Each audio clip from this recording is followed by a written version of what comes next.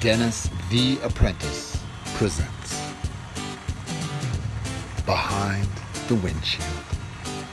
Interviews with tradespeople spreading real-life advice for apprenti worldwide. Real experience, real events, real wisdom. Welcome to Behind the Windshield. Welcome to Behind the Windshield with Dennis the Apprentice and Josh Elvig. So, Josh, welcome. I feel welcome. Nice to be here. Finally, right? Yeah. Holy cow. Hey, so who is Josh Elvig? Who is Josh Elvig? I am 23 from Snohomish, Washington State. I have my residential plumbing license, working toward my commercial. That's about who I am. At 23 years old. Yes, sir. Very cool. So you're a licensed plumber. Yes, I got licensed last year. Okay. So how did you find the plumbing trade? So originally I found the plumbing trade.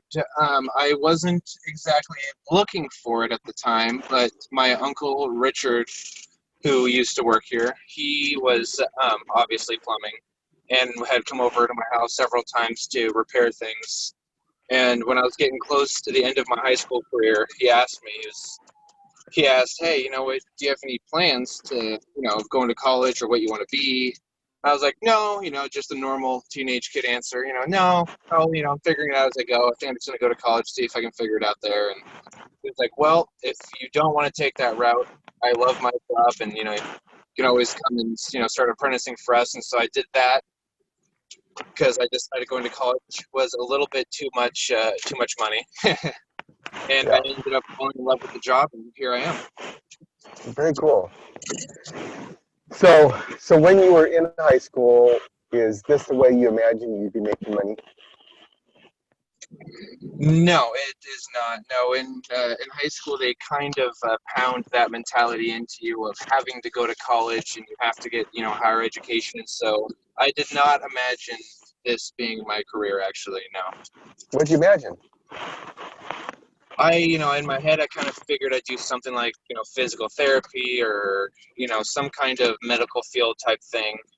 Genuinely, I was not sure. I imagined just going to school and, it was just going to come to me what my job was going to be. Yeah, totally.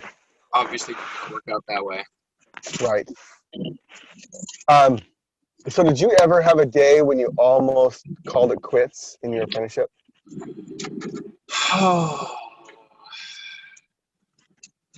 Not really. I think the closest I ever came was probably I can't remember the exact job, but I just remember that it was a pretty horrible dig job.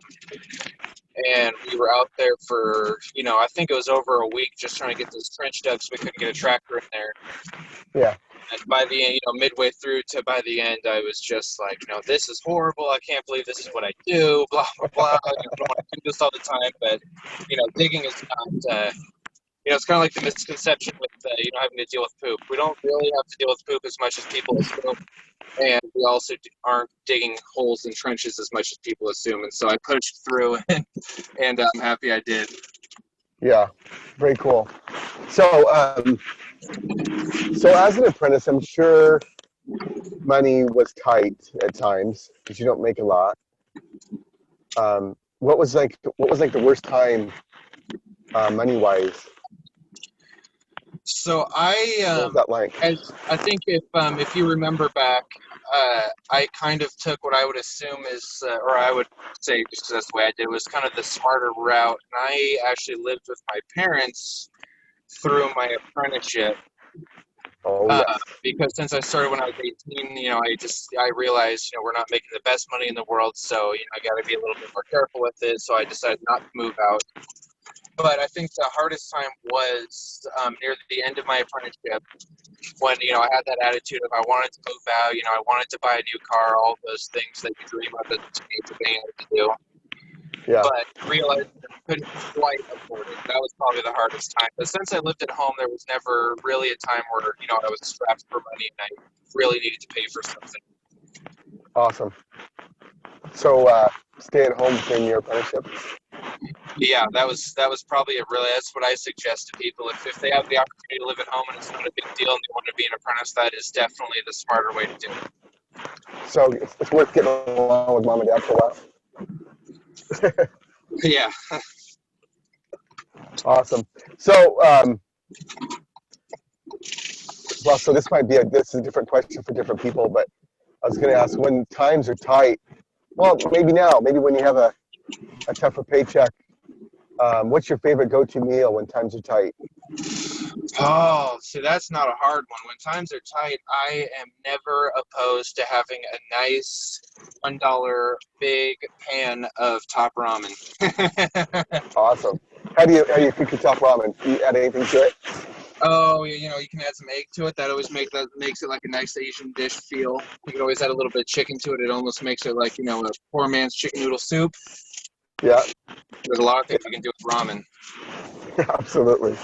I used to put tuna fish and peas. Tuna fish and peas. Go. And I felt like I was good enough. It's a gourmet meal right there. Yeah, and it's like $2.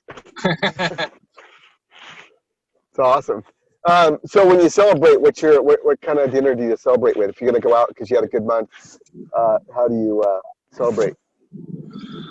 You know, I never go too crazy with it, but I would say if I have a really, really good month, I usually like to get the wife and we'll go to, you know, like a really nice steakhouse or somewhere like that where you can get a nicer meal but not go too crazy. Sure. Awesome. So steak? Yeah, I love steak. Awesome. Medium rare? Of course. There's no other way to eat it. Awesome. So I like recipes. Like I know the perfect chocolate chip recipe for me, right?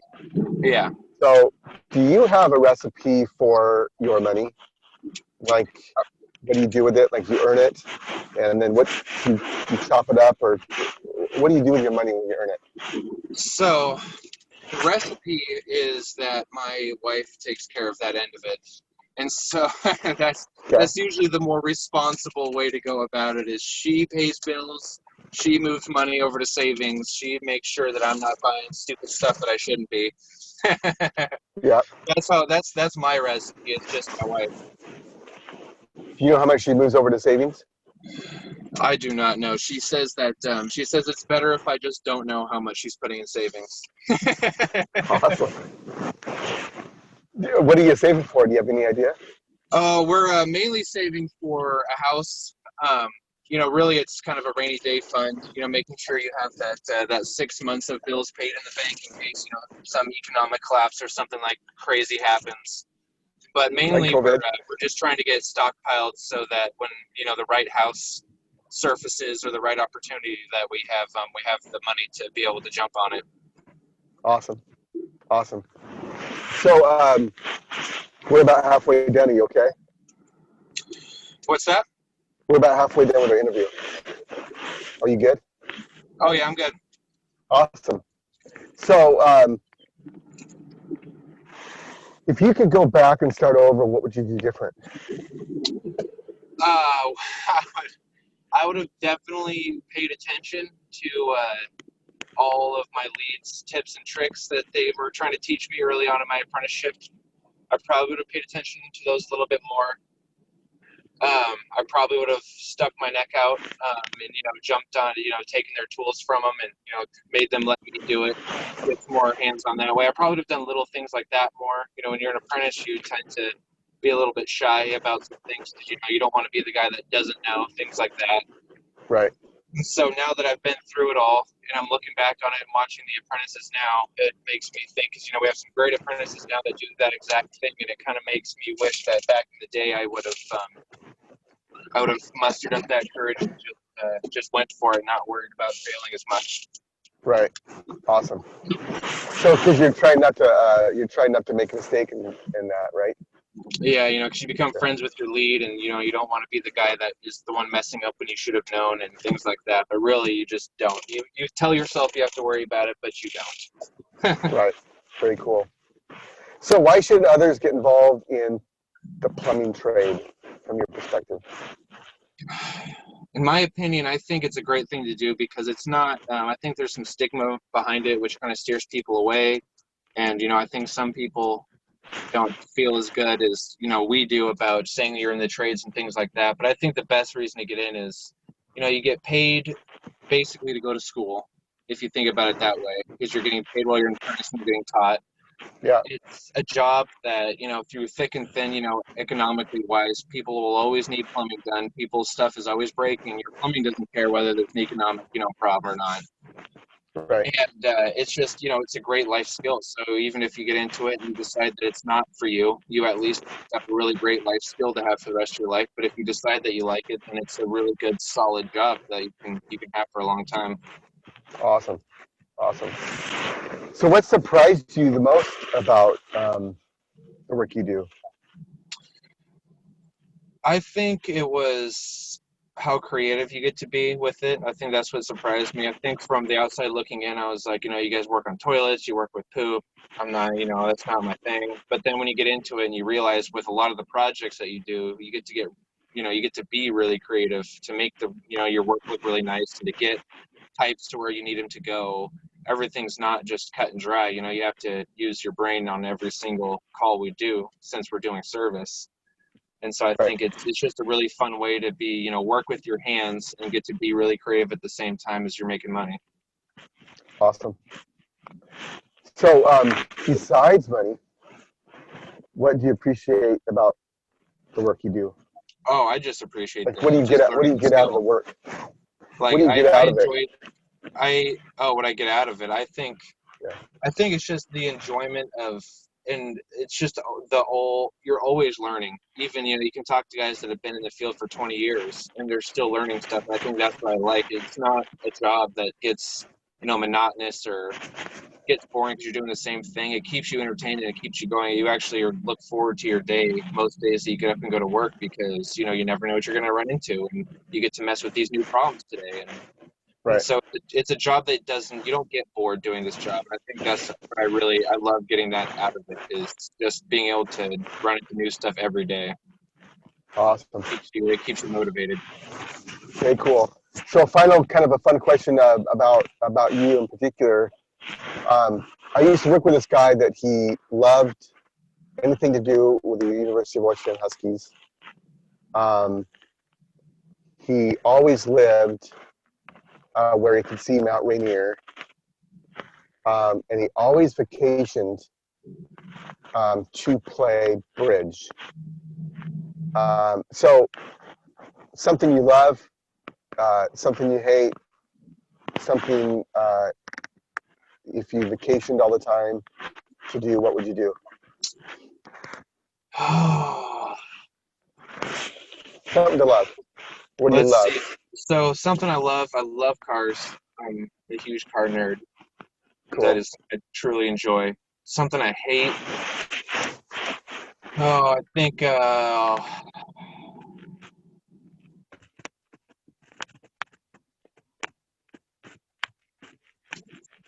I really don't know. It's something I hate. That's a difficult one. I think if I vacationed anywhere, or if I did a certain thing for vacation all the time, I think I would probably go. Up in Colorado is a beautiful place. I've only been up there, once or twice, but I think I would go up into the Colorado mountains more often. It's just beautiful up there. It's a great, quiet place to hang out. So Awesome. I'd probably do hikes and stuff like that all the time if I could. Up in the mountains? Mm-hmm. I think something I hate, I absolutely, and it's part of our everyday job now too, but I absolutely hate sitting in traffic.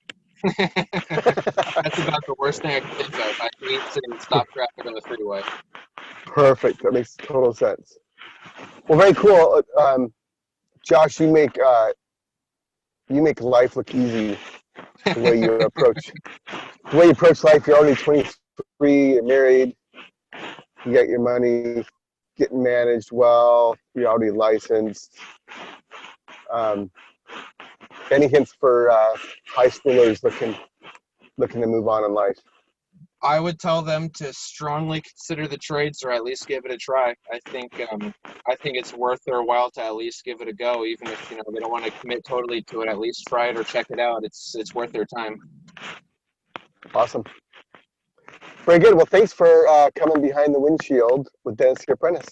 No problem at all. Have a great day. You Awesome. as well. Have a great day. Take care. Thanks for watching and listening. If you found this useful, please help by spreading the word to young apprenti all around the world. Find new content from Dennis the Apprentice every day on Instagram, Facebook, YouTube, and his podcast.